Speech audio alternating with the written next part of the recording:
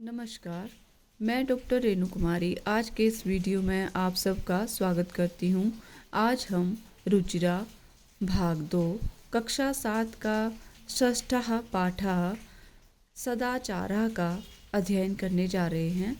Video start करने से पहले मैं निवेदन करूंगी कि जो नए लोग इस वीडियो में आज जुड़े हैं, कृपया वो मेरे चैनल को सब्सक्राइब करना ना भूलें ताकि मेरे लेटेस्ट वीडियो की नोटिफिकेशन उनको मिलती रहे।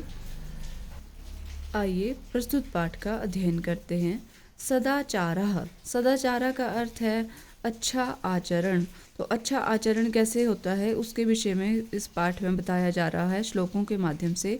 आइए पहले श्लोक का अध्ययन करते हैं। आलस्यम ही मनुष्याणाम शरीरस्थो महान रिपुः नास्ते उद्यम समो बंधु कृत्वायम नवसीदति। आइए श्लोक नंबर 1 का अन्वय करते हैं। अन्वय है आलस्यम ही मनुष्याणाम शरीरस्थो महान रिपुः अस्ति उद्यम समो बंधु नास्ति यम कृत्वा मनुष्यः नावसीदति। यह है इसका अन्वय। आइए अब इसका अर्थ समझते हैं। इसका अर्थ है कि आलस्यम ही मनुष्याणाम, आलस्यम आलस्य ही मनुष्याणाम मनुष्यों के शरीरस्थो शरीर में महान रिपु, उनके शरीर में स्थित क्या है? महान होता है, सबसे बड़ा, रिपु होता है, शत्रु है। तो क्या कहा है कि आलस्य ही मनुष्यों के शरीर में स्थित सबसे बड़ा शत्रु है। उद्यम समो बंधु नास्ति, उद्यम होता है परिश्रम, परिश्रम के समो समान मनुष्याणाम मनुष्य का नास्ति बंधु, कोई मित्र नहीं है। बंधु होता है मित्र। यम कृत्वा मनुष्या नावसीदति, जिसे यम मतलब जिसे, कृत्वा किसे, जिसे, परिश्रम को कहा गया है, जिसे करके मनुष्य कभी दुखी नहीं होता है। तो इस श्लोक के माध्यम से आलस्य को दूर करने का विषय में कहा गया है कि आलस्य मनुष्यों के शरीर में स्थित सबसे बड़ा शत्रु है। मनुष्य के समान, परिश्रम के समान मनुष्य का कोई मित्र नहीं है, जिसे परिश्रम को करके मनुष्य कभी दुखी नहीं होता है, दुखी नहीं होता है।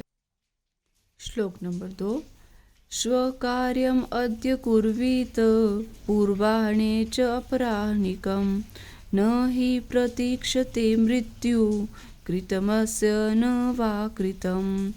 आइए इस श्लोक का अन्वय करते हैं। अन्वय है स्वकार्यम अद्य कुर्वीत अपराह्निकं च पूर्वाह्ने कुर्वीत मृत्युः न हि प्रतीक्षते अस्य कृतम न वा कृतम। अर्थात स्वकार्यम, जो आने वाला कल का जो काम है उसे क्या करना चाहिए? अद्य कुर्वीत, जो आने वाला कल है, कल का काम आज करना चाहिए। अपराह्निकम च पूर्वाह्ने कुर्वीत, अपराह्न होता है दोपहर, और दोपहर का जो काम है वो पूर्वाह्ने मतलब सुबह कर लेना चाहिए, दोपहर से पहले ही कर लेना चाहिए। जो दोपहर को सोचा कि हम लंच के बाद करेंगे ये काम, तो वो उसे लंच से पहले ही कर लेना चाहिए, ऐसा कहा है। मृत्यु न ही प्रतीक्षते, क्योंकि मृत्यु कभी भी, कभी क्या है? न प्रतीक्षते, किसी की प्रतीक्षा नहीं करती। अस्य कृतम न वा कृतम, कि इसका कार्य किया है, हुआ है या नहीं किया हुआ है। अर्थात वो मृत्यु ऐसा कभी नहीं कहती कि, ऐसा नहीं सोचती कि इस व्यक्ति ने कार्य कर लिया है या नहीं। मृत्यु इसके लिए प्रतीक्षा नहीं करती है। कई बार आदमी खाना खा रहा होता है, निवाला हाथ में रह जाता है और मृत्यु आ जाती है, वो ऐसे ही खाते खाते ही मर जाते हैं। तो वो ये नहीं देखती मौत कि हाँ पहले इसका खाना ख़त्म होने देते हैं, या ये पार्टी इंजॉय कर रहे हैं, कोई उसमें डांस कर रहे हैं, कई डांस करते करते गिर जाते हैं कि हाँ पार्टी ख़त्म होने देते हैं, फिर हम इनके प्राण हरण करेंगे। मृत्यु ऐसा कुछ नहीं देखती है। तो ये कहा है कि आने वाले कल का कार्य आज करना चाहिए और दोपहर के बाद वाला कार्य दोपहर से पहले करना चाहिए। क्योंकि मृत्यु कभी प्रतीक्षा नहीं करती कि इसका कार्य किया हुआ है या नहीं, अर्थात इस व्यक्ति ने कार्य कर लिया है या नहीं, मृत्यु इसके लिए प्रतीक्षा नहीं करती है। तो ये है आलस से संबंधित ही है कि जो कल करना है उसे आज करो। श्लोक भी है कल करे सो आज, श्लोक नहीं है, हिंदी में है कि कल करे सो आज कर, आज करे सो अब, पल में प्रलय होएगी बहुरी करेगा कब। इस तरह से ये श्लोक के माध्यम से समझाया है वैसे ही। तो आइए अब अगले श्लोक का अध्ययन करते हैं। श्लोक नंबर 3। सत्यम ब्रूयात प्रियम ब्रूयात न ब्रूयात सत्यम प्रियम, प्रियम च नानृतं ब्रूयात एष धर्मा सनातनः। आइए प्रस्तुत श्लोक का अन्वय करते हैं। अन्वय है सत्यम ब्रूयात प्रियम ब्रूयात अप्रियम सत्यम न ब्रूयात, प्रियम च अनृतं न ब्रूयात एष धर्मः सनातनः। अर्थात सत्यम ब्रूयात, सत्यम सत्य, ब्रूयात बोलना चाहिए, प्रियम ब्रूयात प्रिय बोलना चाहिए, जो किसी को अच्छा लगे वो बोलना चाहिए, अप्रियम सत्यम न ब्रूयात किंतु अप्रिय सत्य नहीं बोलना चाहिए, जिससे किसी का नुकसान हो, ऐसा जो किसी को अच्छा, ऐसा सत्य भी नहीं बोलना चाहिए। हो सकता है किसी को कोई बीमारी हो और आप किसी को ऐसा सच बता दें कि आपका रिश्तेदार है कोई नियर एंड डियर बीमार है और बेचारे को हार्ट अटैक आ जाए, तो ऐसी बात जो है वो नहीं बोलनी चाहिए, ये कहने का अभिप्राय है। प्रियम च अनृतं न ब्रूयात, और प्रिय लगने वाला असत्य भी नहीं बोलना चाहिए। यही एष धर्मः सनातना, यही सनातन धर्म है। अर्थात कड़वा सच और मीठा झूठ कभी नहीं बोलना चाहिए, यही सनातन धर्म है। समझ आ गया? एक बार फिर से समझ लेते हैं कि सत्य बोलना चाहिए, प्रिय बोलना चाहिए, लेकिन अप्रिय सत्य नहीं बोलना चाहिए, और प्रिय लगने वाला, और ऐसा भी नहीं बोलना चाहिए कि चल ये सच नहीं बोल सकते तो अच्छा लगने वाला झूठ भी नहीं बोलना चाहिए। जो मीठी जुबान वाले होते हैं ना, वो झूठ बड़ी सफाई से बोल लेते हैं और बाकी लोग इसे सच भी समझ लेते हैं, तो ऐसा भी नहीं करना चाहिए। यही हमारा सनातन धर्म है।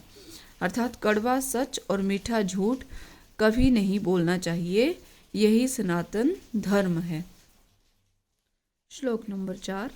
सर्वदा व्यवहारे स्यात् औदार्यं सत्यता तथा, ऋजुता मृदुता चापि कौटिल्यम न कदाचन। आइए प्रस्तुत श्लोक का अन्वय करते हैं।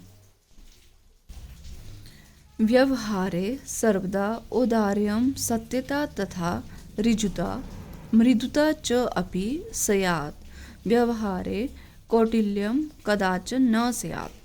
व्यवहारे मतलब मनुष्य के व्यवहारे, व्यवहार में सर्वदा सदा या हमेशा, औदार्यम उदारता, सत्यता मतलब सच्चाई, तथा ऋजुता यानी सरलता, मृदुता च और कोमलता होनी चाहिए।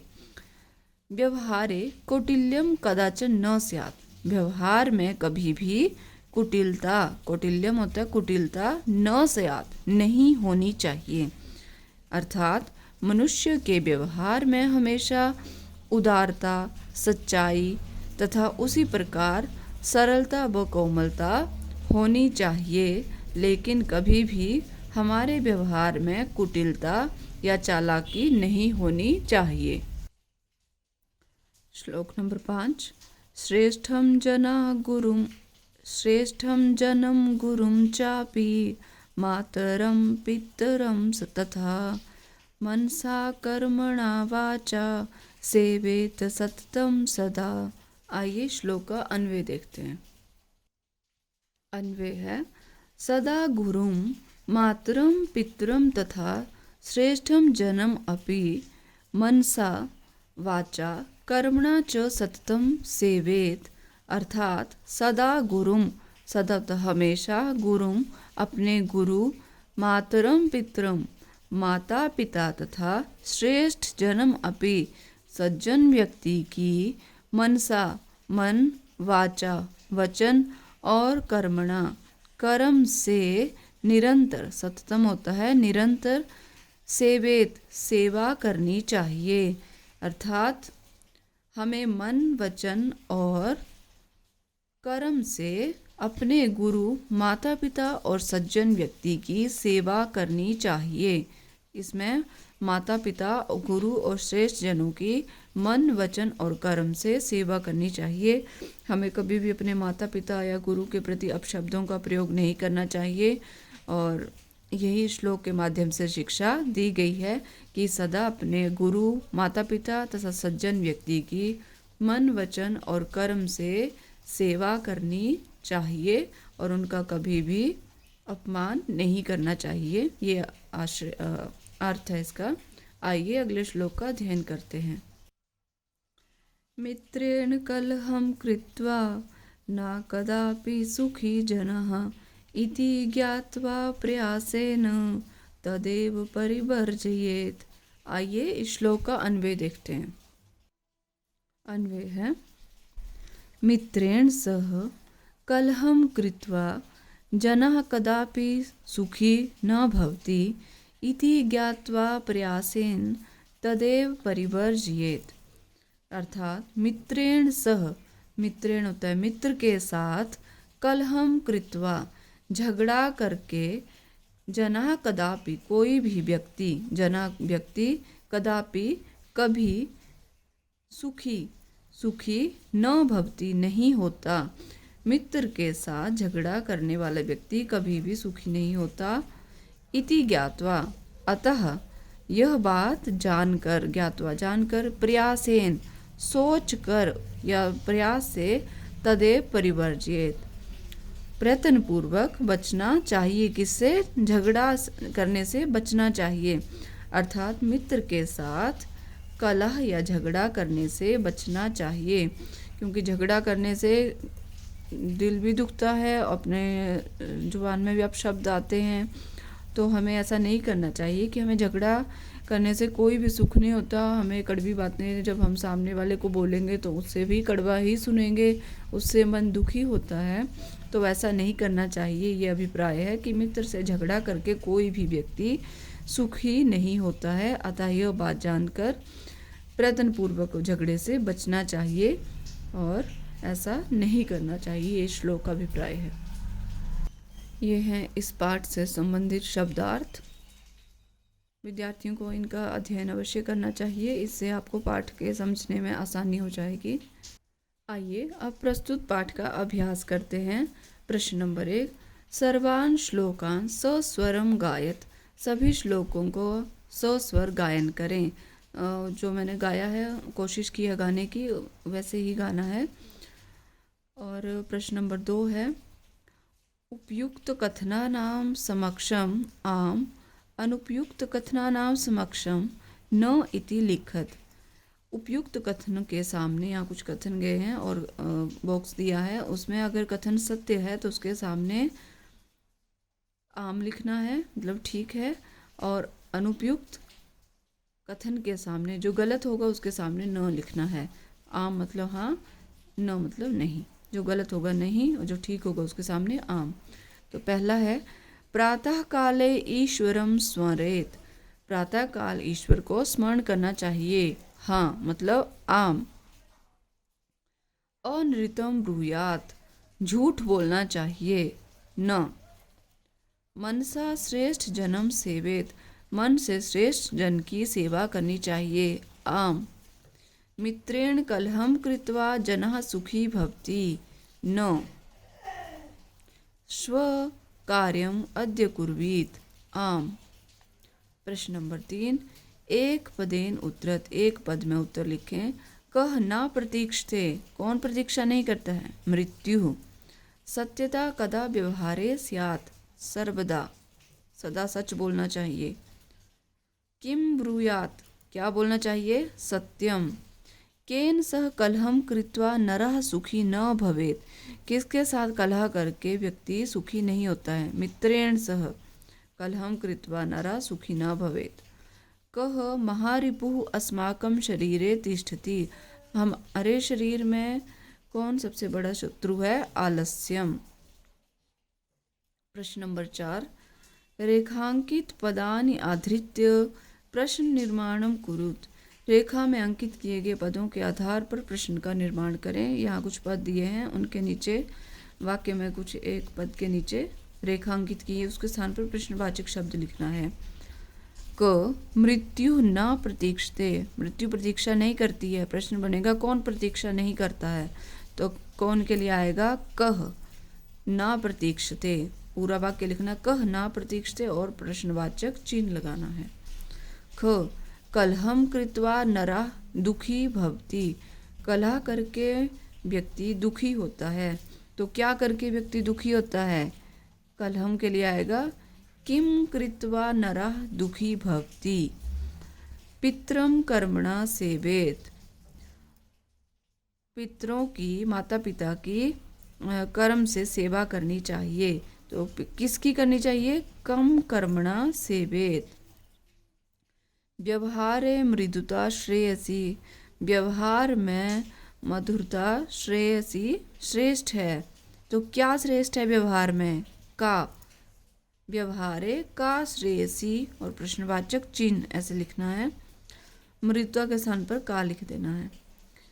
सर्वदा व्यवहारे ऋजुता विधेया, सदा ही व्यवहार में कोमलता या सरलता होनी चाहिए। तो किस में, कब होनी चाहिए व्यवहार में ऋजुता, कदा व्यवहारे ऋजुता विधेया, कदा व्यवहारे ऋजुता विधेया ऐसा लिखना है। प्रश्न नंबर 5, प्रश्न मध्ये त्रीणि क्रियापदानि सन्ति तानि प्रयुज्य सार्थक वाक्यानि रचयत।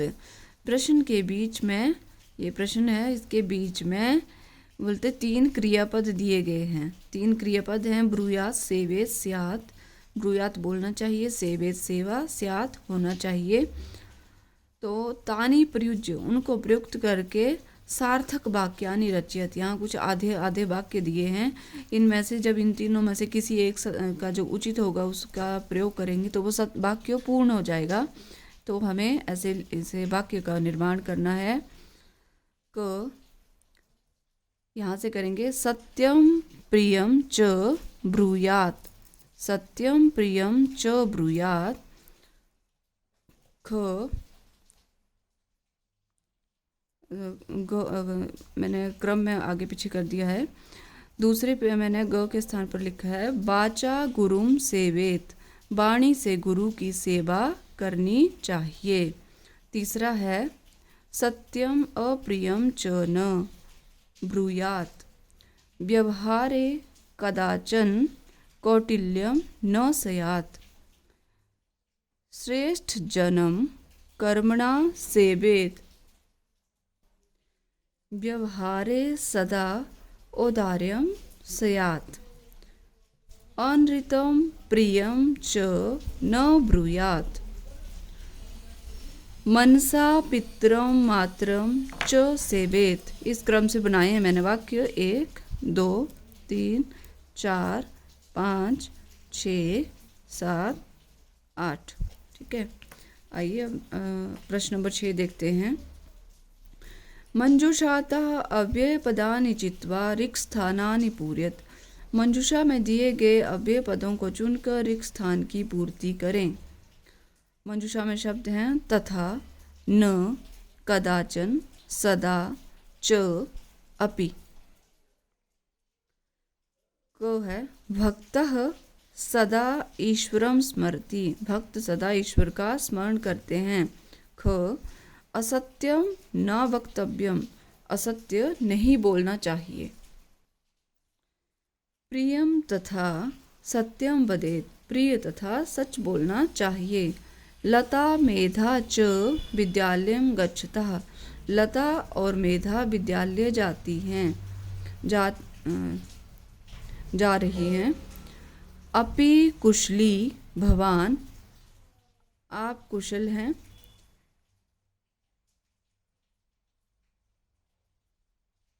महात्मा गांधी कदाचन अहिंसा न अत्यजत, महात्मा गांधी ने कभी भी अहिंसा नहीं छोड़ी। प्रश्न नंबर 7, चित्रं दृष्ट्वा मंजुषातः पदानि च प्रयुज्य वाक्यानि रचयत।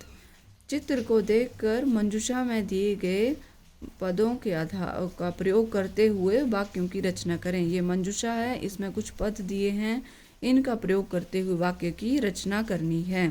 तो मंजुषा में पद हैं लिखती, कक्षायां श्यामपट्टे लिखन्ति, सः पुस्तिकायां शिक्षकः छात्राः उत्तराणि प्रश्नं ते। आइए वाक्य निर्माण करते हैं इनके आधार पर। पहला वाक्य है शिक्षिका श्यामपट्टे लिखती। शिक्षिका शिक्षक श्यामपट्ट में लिखता है। दूसरा है सह श्यामपट्टे प्रश्नम लिखती। वह श्यामपट्ट पर प्रश्न लिखता है। 3 छात्राः कक्षायां पठन्ति। छात्र कक्षा में पढ़ते हैं। चौथा है ते पुस्तिकायां उत्तराणि लिखन्ति।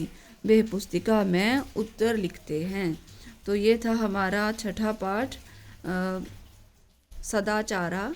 मैं आशा करती हूँ आपको पाठ अवश्य समझ आएगा और अच्छा लगा होगा। कृपया लाइक, शेयर और सब्सक्राइब करना ना भूलें। मिलेंगे अगले वीडियो में, तब तक के लिए धन्यवाद।